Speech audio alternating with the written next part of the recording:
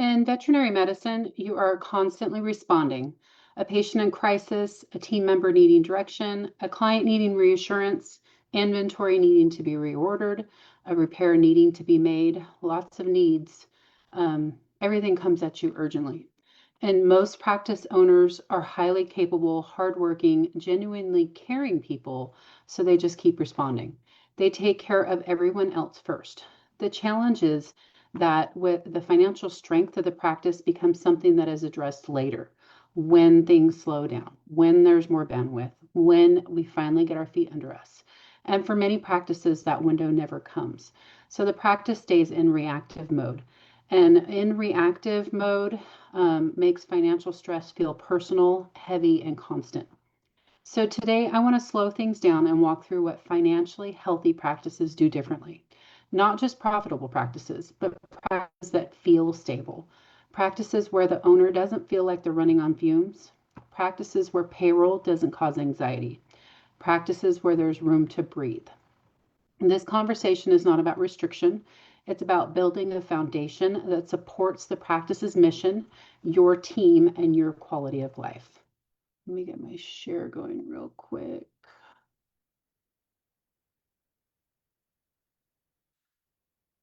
So today we're going to talk about 10 proven ways to strengthen the financial health of your veterinary practice.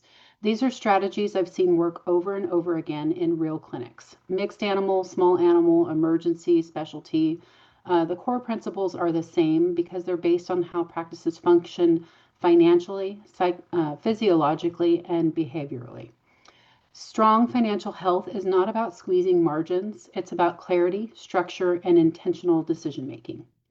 My name is Cassie Sykes. I'm an enrolled agent and I work mostly with veterinarians and practice owners. I'm based in East Texas. I'm married and my life has always been very connected to veterinary medicine in one way or another. The people in this profession are some of the most deeply caring individuals I've ever met, and that is exactly why finances can be so hard. You're trained to prioritize care, not profit. My work is not just about numbers or bookkeeping or accounting. My work is helping practice owners understand what their numbers are telling them in plain language so they can make decisions confidently. The goal is a practice that supports your clinical standards and your life instead of consuming your time, your energy, and your peace. So, first step or the first proven way is to know your numbers.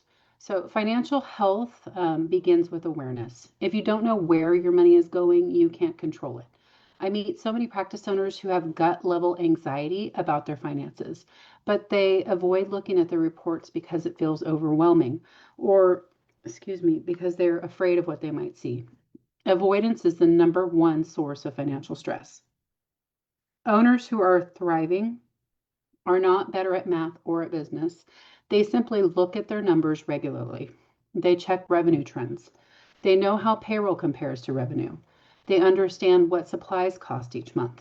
They evaluate profitability, not just deposits. So this isn't about spreadsheets. It's about stepping into the driver's seat. When you see the numbers regularly, they lose their emotional power. They simply become information. And once they become information, they can be managed. The second step is to build a real cash flow system. So a practice can be profitable on paper and still constantly feel like it's running out of money.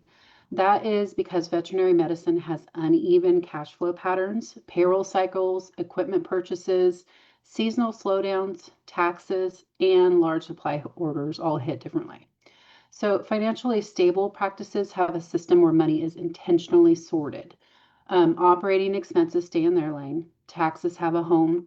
Reserves are built purposefully. Owner compensation is predictable.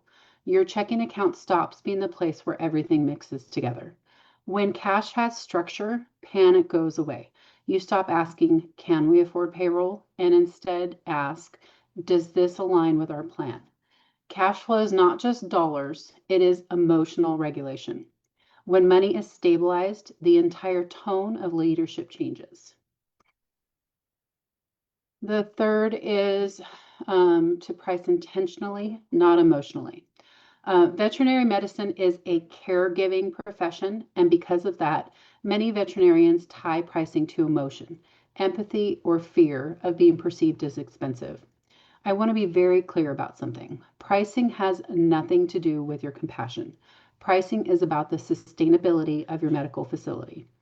When a practice is underpriced, it leads to burnout, turnover, lack of medical equipment, limited continuing education, no room for raises, and the owner personally carrying the financial weight. That is not compassionate, that is depletion. So, when pricing reflects the true cost of care, it protects your ability to continue providing excellent medicine. Appropriate pricing is an active stewardship of your staff, your patients, and your future. The next is to strengthen your payroll structure. Payroll is usually the largest expense in a veterinary practice, but it is also the engine that creates all revenue. So the solution is never simply to pay less. The solution is clarity. Clear roles, clear expectations, clear alignment between compensation and contribution. When doctors are overburdened because support staff isn't trained, the practice loses revenue and morale. When technicians are underutilized, operational efficiency drops. When non-clinical roles take on clinical tasks, workflows collapse. So, financially strong practices treat payroll strategically. They define roles, they train intentionally, and staff according to the workflow, not according to whoever is available that day. This reduces turnover, increases morale, and increases productivity without overworking anyone. The next step is about supply. Supply costs creep up quietly, not because anyone is wasteful, but because there's usually no defined system. A practice without a supply system will always overspend. A practice with a clear system, one point of responsibility, reorder points, simple tracking, is calmer and more predictable. This is not about nickel and diming your team, it's about eliminating chaos. Predictability is what allows everyone to do their job well. The next is about building reserves. A financially healthy practice has at least 1 month of operating expenses in reserve with a goal of 3 months. Reserves are not extra money. They are the oxygen tank that allows the practice to keep going when something unexpected happens. Without reserves, every decision feels urgent. With reserves, you get to make decisions thoughtfully. The tone of leadership shifts from survival to direction. Reserves gives you time, space, and stability.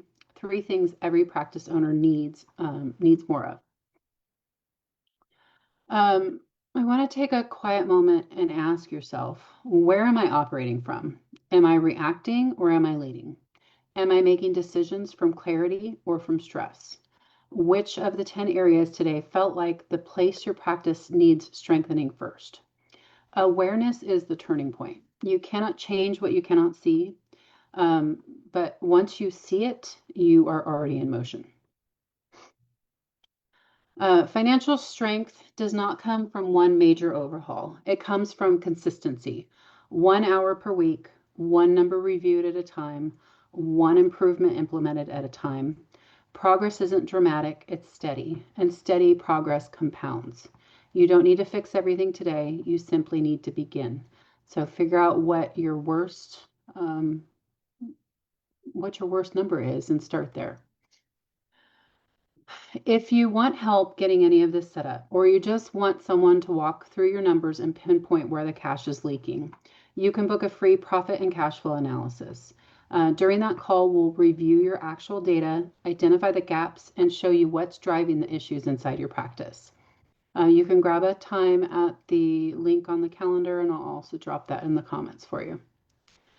Before you go, I want to share an incredible resource designed to elevate your veterinary practice's financial success. I've put together a free ebook just for you. It's called 7 Financial Strategies. Inside it, you'll discover practical steps to increase profitability, improve cash flow, and make smarter financial decisions for your practice. Your free copy will be in the comments if you look there. So that's it for today. If this helped, please pass it along to another vet owner who could use a clearer picture of their numbers.